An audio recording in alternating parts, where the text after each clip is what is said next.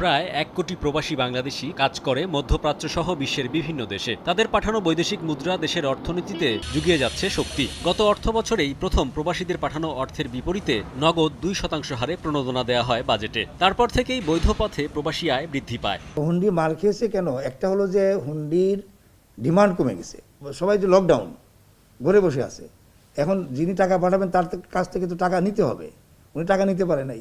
আবার দেশে পাঠানোর পরে ওনাকে তো বাড়িতে পৌঁছে দিতে হবে, এখানেও অসুবিধা। ফলে তাকে কিন্তু ব্যাংকিং চ্যানেলে যেতে হয়েছে, সরকারি চ্যানেলে।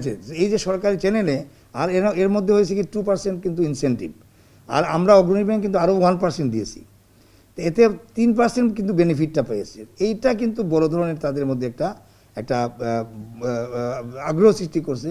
এবং once they start remitting money through official channel, তারা তখন অফিসিয়াল চ্যানেলের সুবিধাটা পেয়ে গেছে, যে মজা পেয়ে গেছে। এটাও কিন্তু দে কিপ অন রেমিটিং মানি।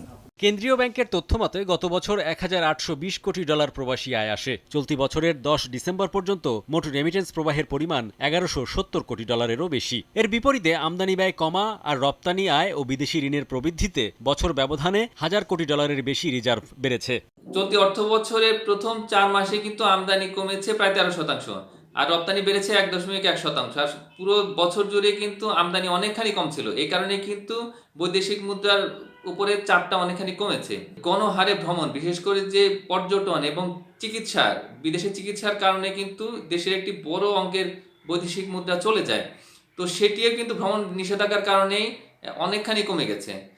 তো সব মিলিয়ে কিন্তু যে ইতিবাচক প্রবণতাটা তৈরি হয়েছে সেটা আমাদের সামনের দিনগুলোতে ধরে রাখতে হবে, এবং সেই জন্য আমাদের যে প্রবাসী শ্রমিক ভাই বোন তাদেরকে উৎসাহ দিতে হবে। মঙ্গলবার বাংলাদেশ ব্যাংকের রিজার্ভ যখন অবস্থান করছিল 4209 কোটি ডলারে, তখন 71-এর মুক্তিযুদ্ধে পরাজিত পাকিস্তানের কেন্দ্রীয় ব্যাংকের বৈদেশিক মুদ্রার মজুদ মাত্র 2040 কোটি ডলার। হরিপদ সাহা, সময় সংবাদ, ঢাকা।